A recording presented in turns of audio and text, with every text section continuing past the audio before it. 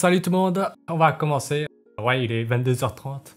Il y en a déjà certains qui sont déjà là. Scott Nictou, Super Sam Sam, Rock Yubi, Joachim, pas mal.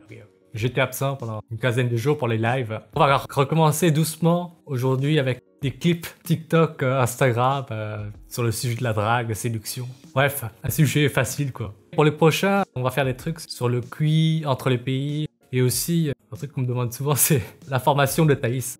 Pour une autre fois. Aujourd'hui, on commence doucement. Je vais vous présenter, vous diffuser une dizaine de petits clips TikTok. On commence par celui que vous voyez à l'écran, une seconde. Allez, c'est parti.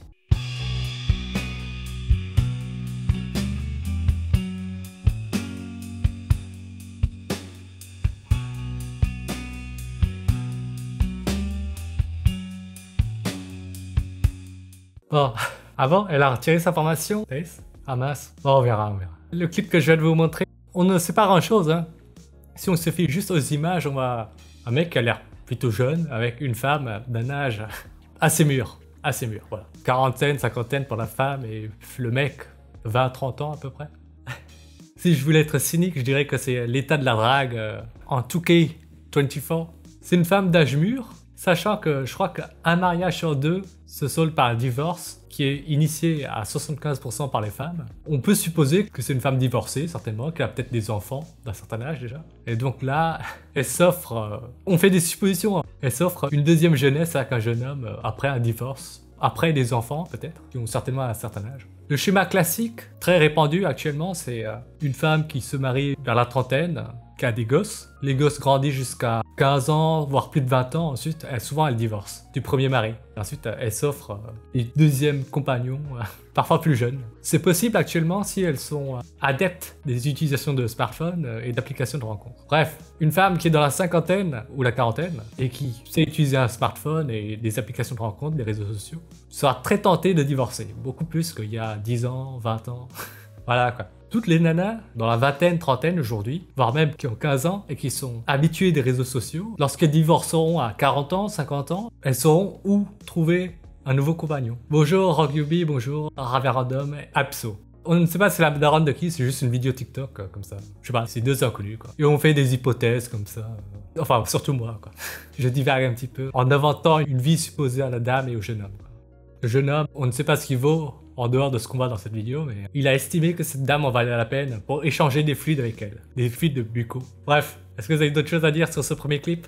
À peu près 10 à vous montrer ce soir. 10 clips de moins de 2 minutes comme ça. Allez, vidéo suivante. Listen, consider this over. It's all over. No. C'est pas la crèche ici. Tell me. I said consider this over. Voilà, c'est tout. C'était très court. Donc c'était une jeune femme, une jeune demoiselle, qui fait une publication TikTok dans laquelle elle charrie des hommes qui font 1m75 ou moins. Elle dit « Consider this over ». Ça veut dire qu'elle ne veut pas dans sa vie d'homme de moins de 1m75. Voilà. Bref, c'est juste un petit sketch comme ça. 1m75, elle est généreuse encore. Ouais. Je pense qu'elle a connu pas mal de mecs dans sa vie qui faisaient plus de 1m75, 1m80. Et donc, lorsqu'elle y a goûté... c'est difficile pour elle de revenir en arrière. Certainement. Ce ne sont que des suppositions. C'est un peu comme dire je veux une BMW ou rien, pas de Clio. Bref, c'est un critère de sélection facilement quantifiable et que tout le monde arrive à comprendre, quoi. La taille, c'est très facile à verbaliser, vous voyez. Vous verrez jamais des meufs dire ah, moi je veux un mec avec de belles pommettes, de belles arcades sourcilières. Faut déjà connaître ces termes aussi. Cette terminologie d'appréciation et de description de visage. La taille, c'est accessible à tout le monde. C'est un paramètre sur lequel tout le monde peut discuter sans aucune formation quelconque. Après, il faut voir les mesures de sa grande gueule. Je ne sais pas, elle m'a l'air d'être une fille ordinaire. Peut-être qu'elle vise pas forcément un mec beau gosse, hein. Peut-être qu'elle vise juste un mec normal, mais qui soit grand. Voilà, je ne sais pas. Peut-être qu'elle vise un mec avec un visage moyen, mais avec une grande taille. Mais disons que de toute façon, c'est très rare des meufs qui disent, comme j'ai dit il y a quelques minutes, qui vont faire une description précise d'un type de visage qu'elles veulent. Ne veut pas dire je veux des mâchoires carrées, je veux un long ramus, je veux des yeux profonds avec des arcades sourcilières bien marquées. Il faut être un minimum initié pour utiliser ce genre de terminologie. Disons que les meufs ne vont pas verbaliser quel des traits de visage parce qu'il faut déjà savoir le verbaliser. Bien sûr qu'elles accordent aussi de l'importance au visage, mais comme c'est plus difficile à verbaliser, elles ne vont pas le faire. Raverandom, je doute qu'elles souhaitent juste un mec grand. Oui, certainement. Comme je dis, Pour les autres paramètres, c'est plus difficile à détailler, à verbaliser, à développer un discours. Alors que la taille, t'as juste à donner un nombre de ce que tu veux, une taille minimale, quoi. Tout le monde peut verbaliser. À cause des réseaux sociaux, t'as l'impression qu'il y a des gars de 1m90 partout. C'est vrai, c'est vrai. Comme dans tous les paramètres, hein, avec les réseaux sociaux, on a l'impression que tout le monde part en vacances, tout le monde a une belle vie, tout le monde va au restaurant tout le temps, tout le monde a une belle gueule. Les gens qui ont des vies ordinaires, ou qui sont ordinaires, qui sont pas grands, pas beaux, qui vont pas souvent en vacances, qui vont pas souvent au resto, ils vont pas s'afficher sur internet, quoi. Ils vont pas dire qu'ils n'y vont pas sur internet. Oui, on affiche nos meilleurs moments sur internet. Et nos meilleures vies si on en a sur internet. 1m90 is the new 1m75. Oui, je pense aussi. Je vais vous donner des dates et des tailles assez arbitraires, hein. Mais j'ai l'impression que aujourd'hui, tout le monde aime bien le nombre 1m90. Il y a 5-10 ans, c'était 1m85. Non, il y a 10 ans, c'était 1m80. Il y a 20 ans, c'était certainement 1m75, je ne sais pas. Il y a une inflation progressive. Référendum 1m77 est la moyenne aujourd'hui. Oui, c'est vrai. Faut avoir des prétentions à la hauteur de ce qu'on vaut. Certainement, certainement. C'est comme les seins, avant, un bon essai, c'était gros, maintenant, c'est la moyenne. C'est vrai, c'est vrai. Ensuite, il ne faut pas confondre seins graisseux et seins glandulaires. Et comme on sait que les humains, un peu partout dans le monde, commencent à grossir, il faut faire la distinction. Voilà. Il faut faire la distinction. Un sein graisseux, ce n'est pas pareil qu'un sein glandulaire. Certains ne font pas la différence, moi je fais la différence. La taille, c'est littéralement universel chez les meufs. La gueule, il y a des coups différents, genre des meufs qui aiment les bruns, blonds, mais il n'y a aucune meuf qui veut un mec petit. Comme j'ai dit tout à l'heure, c'est aussi plus facile à verbaliser, quoi. Et c'est unidimensionnel, on va dire, la taille, quoi. T'as juste à dire la taille minimum et c'est tout. Alors qu'un mec peut avoir de beaux yeux, mais une mauvaise mâchoire. Un mec peut avoir une bonne mâchoire, mais de mauvais yeux. Et l'un peut éventuellement compenser l'autre, voyez. On peut aimer deux types de visages différents qui ont des points faibles et des points forts. On va dire la beauté du visage est plus multifactorielle, multidimensionnelle. Regardez dans vos salles de sport, il n'y en a pas tant. Je pense qu'il parle des tailles.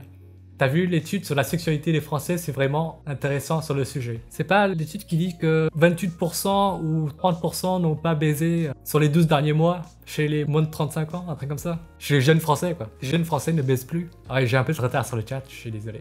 Attends, j'essaie de te lire. Salaire à 6 chiffres minimum, il y a un biais de sélection sur les réseaux. Oui, les gens qui ont rien n'existent pas. C'est ce que j'ai dit, ouais. Il est bon de rappeler que seulement 4% des hommes font 1m90 et plus. Il me semble que c'est 1% même. Ça dépend des pays, mais il me semble qu'en France c'est 1%. Attendez, une seconde. On va vérifier ça en ligne. Je vais vous montrer un site. Une seconde. Alors, je vais essayer de zoomer.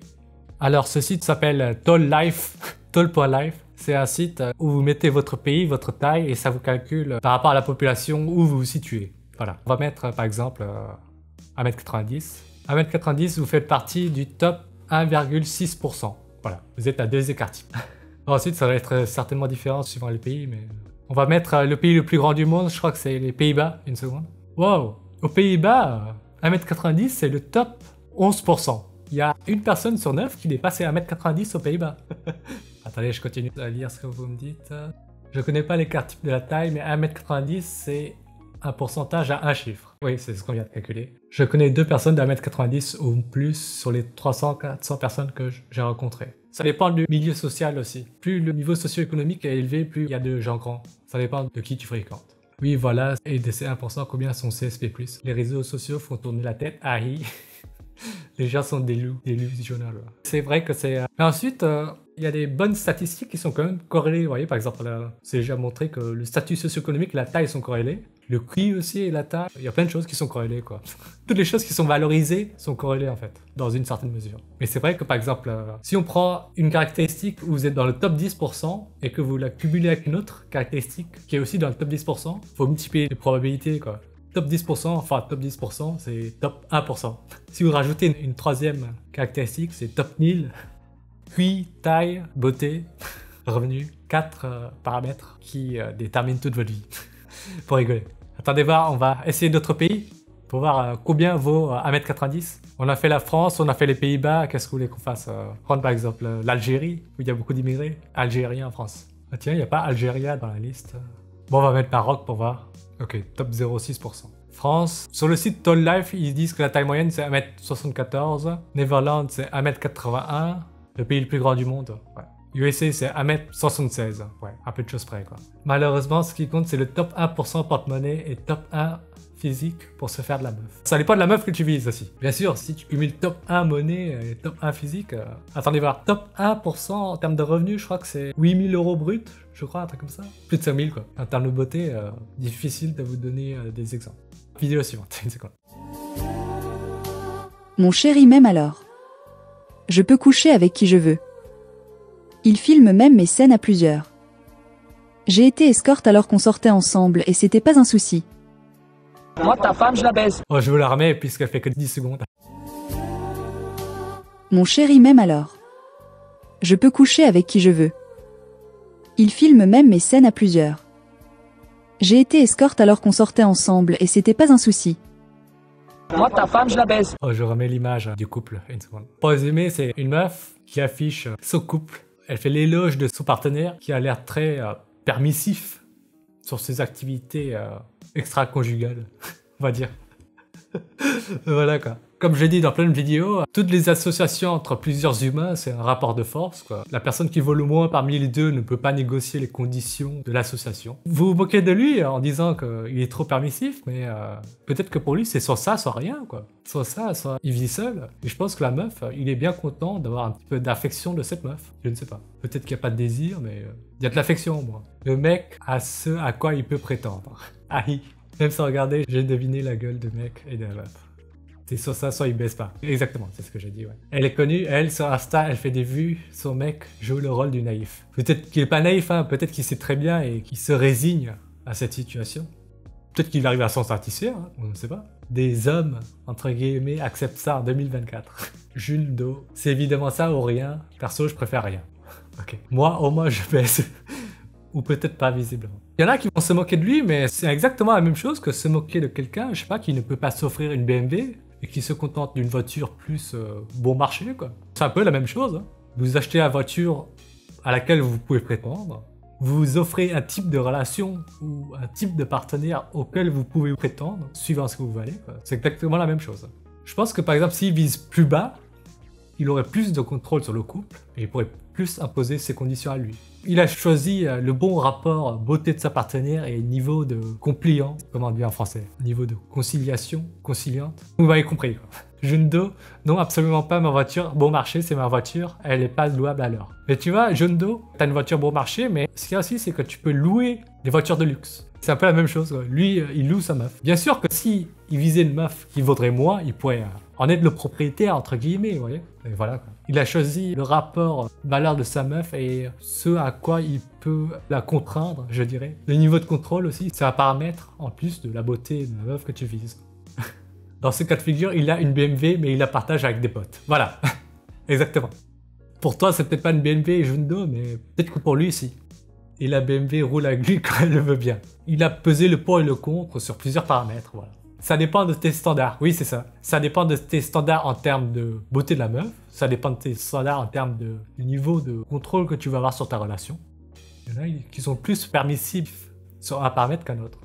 Joachim Parbal a dit « Vous voyez les choses d'un angle de vue trop négatif, le mec est quasi avec une meuf qui se fait du fric et il peut certainement baiser ses amis pendant qu'elle taffe. » Peut-être, peut-être. On ne sait pas. On ne sait pas. Peut-être qu'il est super riche le mec. Hein. Moi je ne sais pas, je ne sais pas. Peut-être que vous savez plus que moi. Il a pesé le pour et le contre sur plusieurs paramètres et il a choisi cette meuf. C'est tout ce qu'on peut dire, c'est tout ce qu'on peut dire. Le reste, c'est des conjectures. Vidéo suivante. Tu préfères un mec obèse mais riche ou musclé mais pauvre? Obèse et riche. Je dirais obèse et riche et je le mets au sport. Obèse et riche, au pire, il peut s'acheter une salle. Hein. Obèse et riche. L'argent et je le ferai venir à la salle avec moi. Obèse et riche parce qu'il peut quand même changer physiquement. Obèse et riche. Obèse et riche et on va à la salle. Tu préfères une fille obèse et riche ou musclée et pauvre? Musclé pauvre. Musclé pauvre.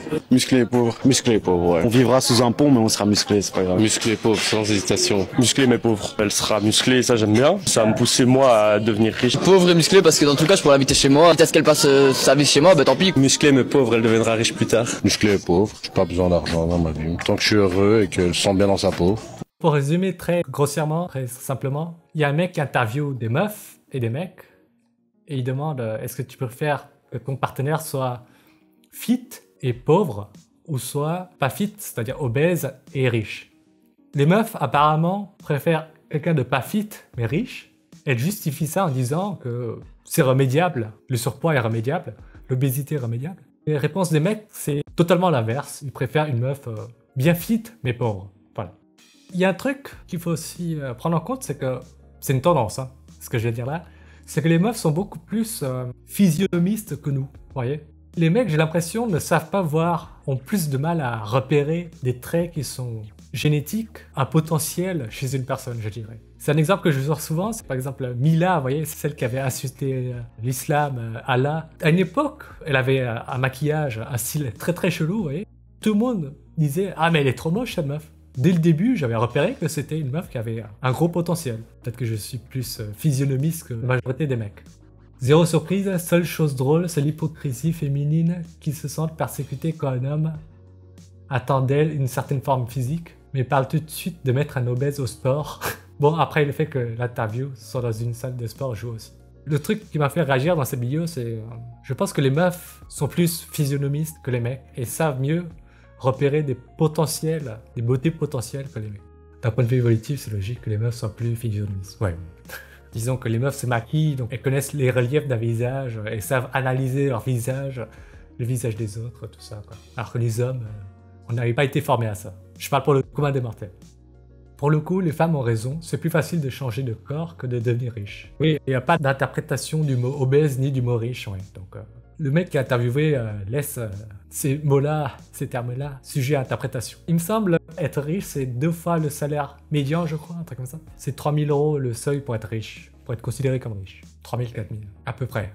Juste une nuit pour me sentir près de toi. Tu seras ma maman, tu seras ma chérie. Laisse-moi t'aimer comme on t'a jamais aimé. Je te fuis, tu me fuis, je te fuis, tu me suis. L'amour que je te porte n'a pas de limite. C'est un peu ce qu'on a vu en premier, c'est un couple, apparemment, avec un mec de 19 ans avec un phototype sombre. Un mec avec un phototype sombre et une femme d'un âge mûr avec un phototype très clair. Elle s'est fait blackhead, bon, certains diront ça. Ce qu'il y a, c'est qu'il y avait encore 10-15 ans, pour voir ce genre de couple, il fallait que la femme aille dans un pays, voyage, fasse du tourisme amoureux dans un autre pays pour dénicher ce genre de spécimen et en faire un partenaire amoureux. Maintenant, une femme de 40, 50 ans, tant qu'elle est habituée à l'utilisation des smartphones et des réseaux sociaux, elles ont même plus besoin de changer de pays pour en trouver, quoi. De toutes les couleurs imaginables. Ce qu'elle veut. Si une femme de 40, 50 ans, s'il est un peu, on va dire, initiée à l'utilisation des smartphones, elle peut trouver son Mamadou en restant dans son lit en swipant. Voilà. Kwakubé, c'est la mer Noire. Ouais, un phototype sombre avec un phototype clair. Un phototype moins sujet au coup de soleil et au cancer de la peau et un autre, si. Allez, vidéo suivante. La suivante fait 1 minute 30. C'est un peu plus long que ce qu'on a eu jusqu'à maintenant. Les gars, je viens de sortir du métro, je viens de rater l'homme de ma vie, je suis au bout de ma vie là. J'étais sur la 3, il y a un mec qui rentre, qui se met le siège en face de moi. Je le vois, je suis en mode palpitation, là je suis en mode coup de foudre à Notting Hill. Donc là je me dis, il faut que j'applique mes techniques, il faut que je lui parle. J'arrivais pas, j'étais trop époustouflée genre. Donc là je me dis ok, il faut que je me donne du courage. Donc je commence à mettre des sons genre Cardi B, Nicki Minaj dans mes oreilles pour me donner de la force. Pour me dire ok vas-y Yoline, t'es une bad bee, tu vas lui parler. Sauf que ça a pas fait effet du tout. Juste quand j'étais toujours en galère, j'étais comme ça. Je lui lançais des petits regards de temps en temps, je me suis dit c'était long, je savais pas quoi faire, j'étais en bégaiement complet. Et là mon arrêt arrive, je descends à Opéra, je me lève, je me retourne, je lui lance un regard, je me dis Bae, il me regarde comme ça, les portes s'ouvrent, je passe la porte. Et là je me retourne, je me dis à tout moment il va se lever, il va me suivre, genre comme dans les films, il va me rattraper, il va dire excuse-moi machin. Bon, spoiler alert, ça ne s'est pas du tout passé comme ça. J'ai marché dans le couloir du métro et là, mais comment je suis des loulous. Je me retourne, je me suis dit c'est sûr, il est derrière moi genre. Et non, il n'était pas là. Mais écoutez-moi bien, il faut republier cette vidéo pour que je retrouve cet homme. Si tu étais sur la ligne 3, là il y a 10 minutes, et que tu m'as vu, je suis amoureuse de toi, envoie-moi un DM. Envoie-moi les messages! Oh, ça c'est le genre de publication TikTok ou Instagram qui buzz. Il y a un peu de storytelling, vous voyez, donc c'est prenant quoi. On veut savoir la suite et tout. Bref, c'est des Wattpad que les meufs aiment bien, ce genre d'histoire.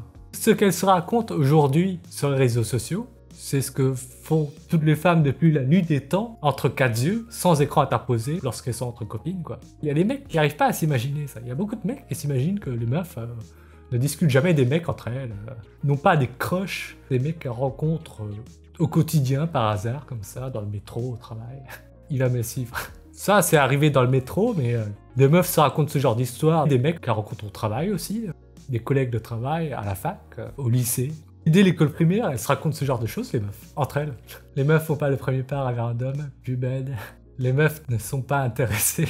Exemple classique de la passivité féminine. D'après ce qu'elle raconte, c'était pendant un trajet dans le métro, donc c'était peut-être une histoire de 10-15 minutes, quoi. Donc elle a pas eu le temps de prendre son courage à deux mains et d'aller aborder le mec, mais apparemment, elle a joué la proximité déjà. Ce que font souvent les meufs, hein, dans toutes les situations, que ce soit au travail. Par exemple, si c'était un collègue de travail, j'aurais trouvé des prétextes pour lui parler. Donc là, elle n'a pas réussi à trouver une idée de prétexte pour l'aborder dans le métro. C'est sûr que c'est plus difficile d'imaginer un truc.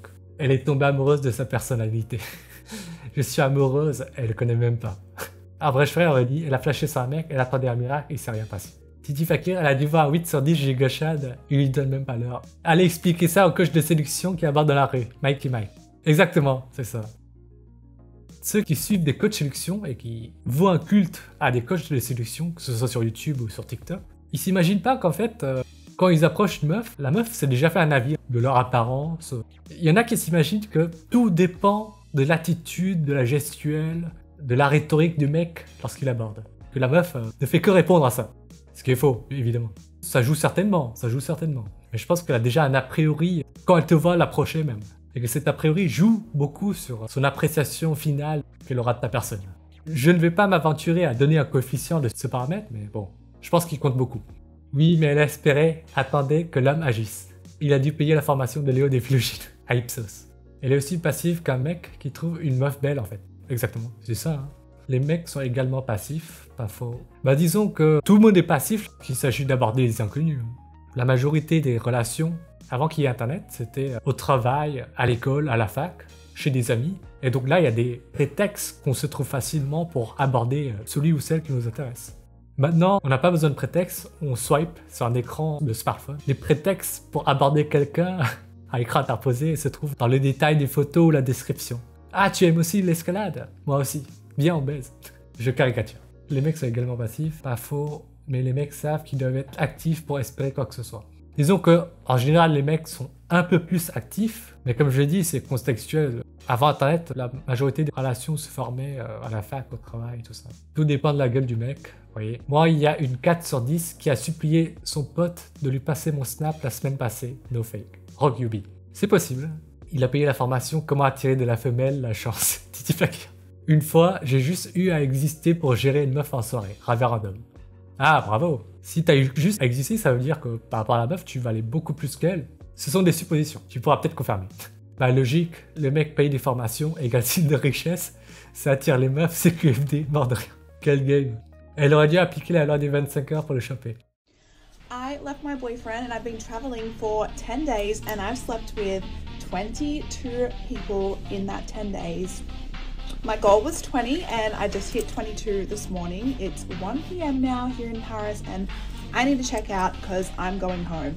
I really doubt I'm going to get another one on the board, either on the plane or like on my layover. So I think 22 is where we're going to cap it out, but how did I go? Y'a pas que Benoît qu'elle se tape aussi l'immeuble. Hein. Pour résumer la vidéo, c'est une meuf qui raconte qu'elle a une rupture, elle a rompu avec son mec. Peut-être par vengeance, je ne sais pas. Quand elle était à Paris, elle s'est tapé 22 mecs en 10 jours.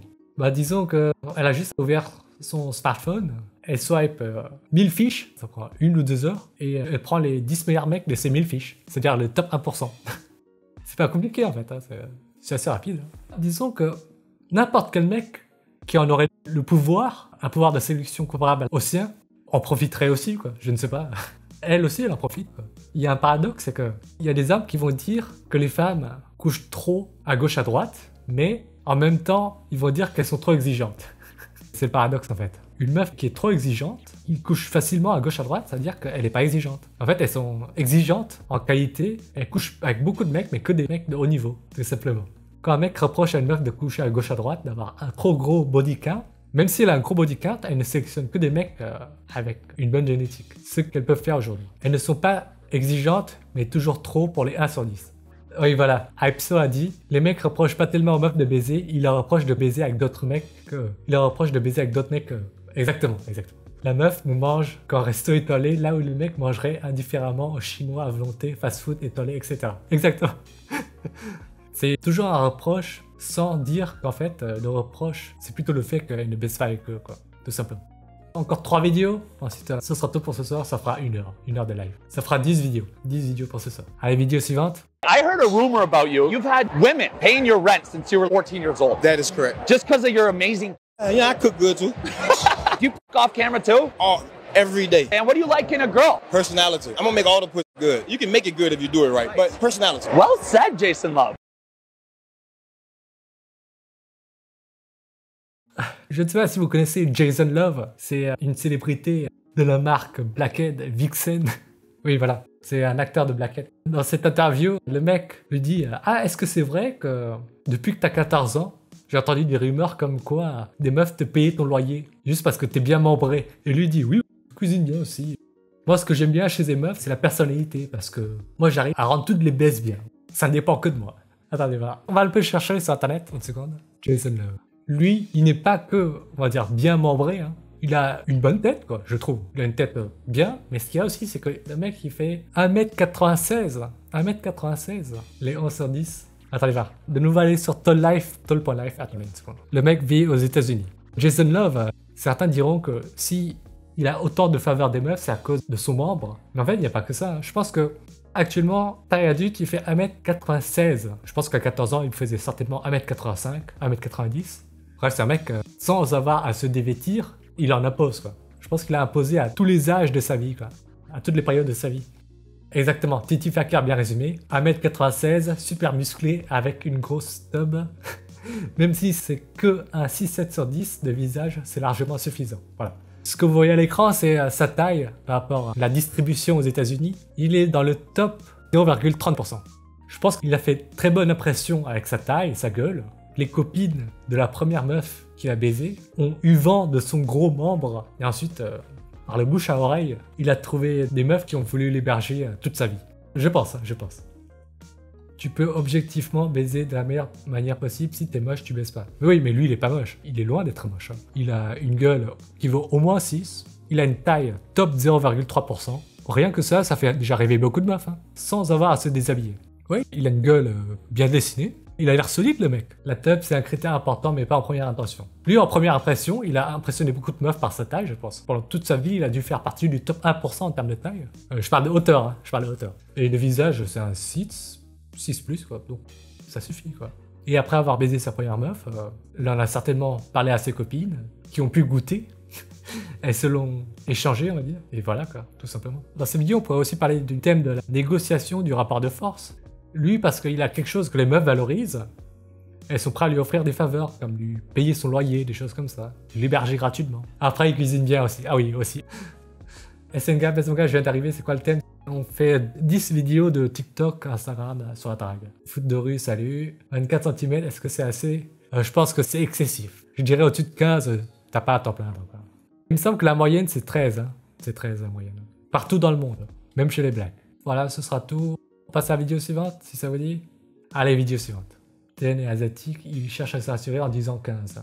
Bon, je ne cherche pas du tout à me rassurer. Hein. Je suis un peu au-dessus de la moyenne française. Pas de beaucoup, mais un petit peu au-dessus. Et je ne pense pas que je sois à plat. Attendez voir. Il y avait un post JVC, je vais vous montrer, qui montre des tailles de tub. Attendez une seconde. Je vais vous l'afficher à l'écran. Une seconde. J'avais vu ça sur JVC. Ça, c'est un post Reddit où un mec, il a fait une recherche, vous voyez, de toutes les études où des médecins mesurent la taille des tubs dans plein de pays européens, caucasiens, des pays asiatiques, des pays noirs. Mesurés par des médecins, pas des tailles déclarées. Pour information, 1 inch, 1 pouce, c'est 2,5 cm. Vous multipliez par 2,5, tout ce que vous voyez à l'écran. Je sais pas si vous voyez. Canada, 3,7 inch. UK, 5,1 inch, c'est-à-dire 12,5, entre 12 et 13, quoi. UK encore 5,6, un peu moins de 6 inch, donc c'est un peu moins de 15, entre 12,5 et 15 cm, on va dire 13-14 quoi. San Francisco 5 inch, 4 inch, bref, entre 5 inch et 6 inch, c'est-à-dire entre 12,5 et 15. Entre 12,5 et 15, c'est-à-dire 13,5 quoi, 13,5. Ça c'est dans tous les pays européens ou caucasiens en tout cas. Italie, Spain, Israël, San Francisco, UK, voilà. Ensuite, là il y a quelques Asianes. 3,8, 5,3, 5,5, 5,3, 5,4, 5,5. On est dans le même ordre quoi, du 5 inch, 5,x inch, c'est-à-dire entre 12,5 et 15. 5 inch c'est 12,5, 6 inch c'est 15, pour faire simple. Au Nigeria, 5,3 inch, c'est-à-dire 13 cm aussi. Là, il y a d'autres études, je sais pas si vous voyez, là il me semble que ça parle de largeur. Périmètre européen, 10,9, 11,17, 11,25, 11,49, 11-12 cm. Voilà. Entre 10 et 12 cm chez les caucasiens.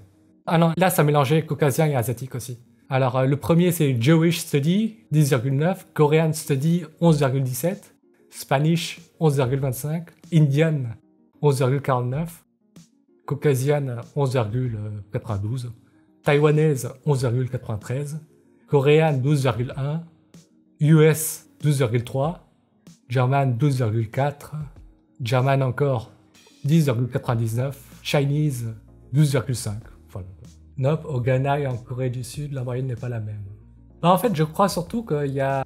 Attendez, ce post, il disait quoi? C'est un mec qui veut débunk la théorie des différences de taille de pénis. Il dit que lui, il a une tub entre 5 et 6 inches, entre 12,5 et 15, et que quand il regarde des pornos des années 70-80, ils ont tous des tubs comparables à la sienne.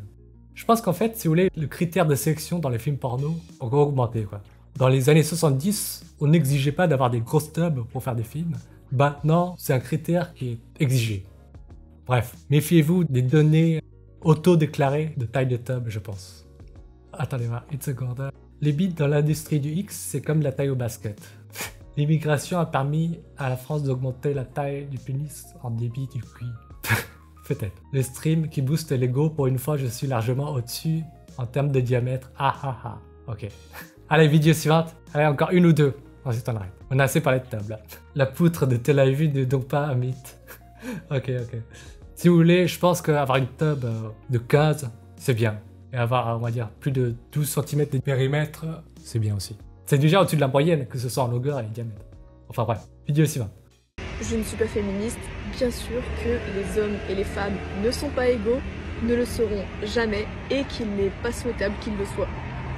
Je ne suis pas féministe, bien sûr que les femmes doivent faire plus attention à leur body count que les hommes. Je ne suis pas féministe, bien sûr que les femmes en couple n'ont pas à avoir de meilleurs amis masculins. Je ne suis pas féministe, bien sûr que l'infidélité féminine c'est bien plus grave que l'infidélité masculine. Je ne suis pas féministe, bien sûr qu'une femme devrait toujours faire passer sa famille avant une carrière. Je ne suis pas féministe, alors évidemment qu'une femme devrait toujours respecter l'autorité de son mari. Je ne suis pas féministe et évidemment que je me ferais traiter de bikini et de BDH, mais bon, ça peut juste être réaliste sur les relations hommes-femmes.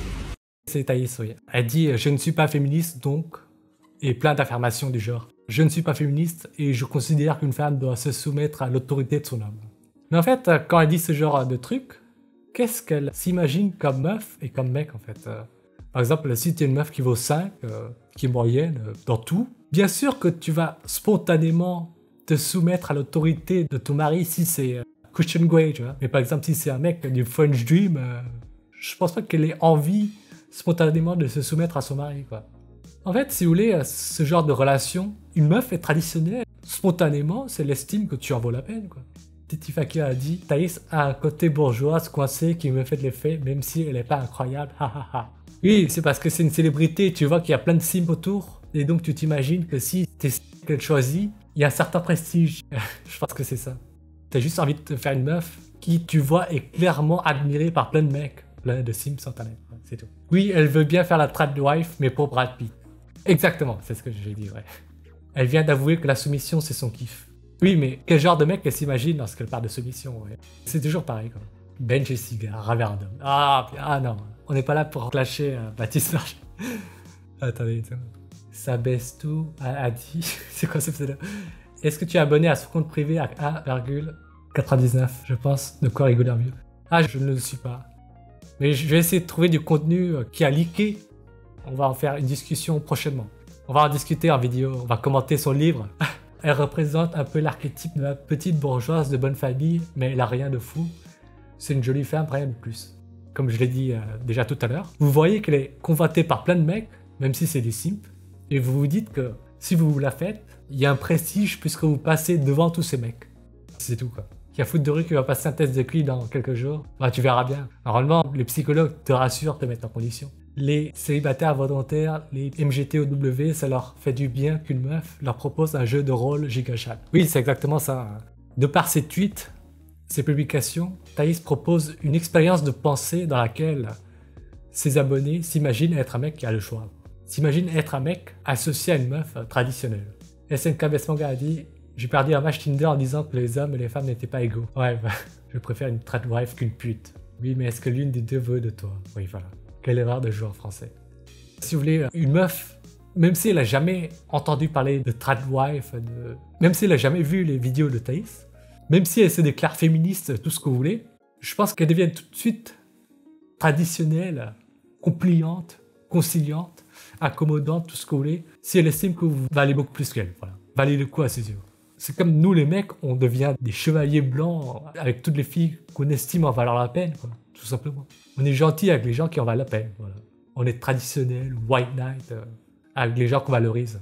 Il n'y a pas que les relations amoureuses, hein. Je ne sais pas, par exemple, s'il y a quelqu'un que vous admirez d'un point de vue professionnel, qui passe dans votre ville, vous êtes prêt à lui payer un dîner pour, on va dire, je sais pas, être en sa compagnie, quoi. Je parle pas que pour baiser, ouais. D'un point de vue intellectuel, je ne sais pas. Par exemple, si je devais payer un dîner pour dîner avec Bill Gates ou Elon Musk, je le fais volontiers, quoi.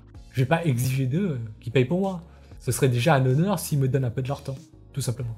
Elle caresse son audience dans le sens du poil, elle a fait son argent, même si, pour l'avoir écouté un peu en live sur le livre noir, elle a l'air sincère. Elle pense sincèrement mener un combat qui vaut le coup. Rockюbi a dit « Tailler c'est une 7 à cause des réseaux, que vous dites 6, regardez autour de vous, école, salle de sport, etc. » Ragarandum dit que je signe pour Elon Musk, mais je pense que tout le monde ferait ça. Hein. Arrêtez de mentir. Arrêtez de mentir. Si vous pouviez passer, je sais pas, une demi-heure avec lui pour qu'il vous donne des idées de business, pour qu'il vous forme à des trucs, des millions de personnes seraient prêtes à payer son dîner, quoi. Après, elle va pas dire le contraire, donc bon. Ce qui est bizarre, c'est qu'au vu de son origine de classe, je pense qu'elle est de nécessité sur le plan financier. Moi, je signe pour Marseille. Okay. J'avais vu un tweet de Thaïs qui disait que, même si elle a un nom à particules, il me semble que c'est juste un pseudo et que elle est de la classe moyenne. Il me semble que Thaïs, c'est juste une meuf de la classe moyenne. Élevée dans la classe moyenne, quoi. C'est pas, on va dire, une bourgeoise, une noble. Il me semble pas.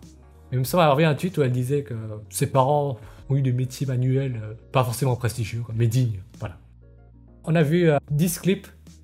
Est-ce qu'on en reste là pour ce soir? Ça fait 1h15 qu'on est là. Dans quelques jours, on va faire la formation de Thaïs, la répartition des QI dans le monde, et selon le niveau de religiosité, on va lire des études dans quelques jours d'abord. Ok.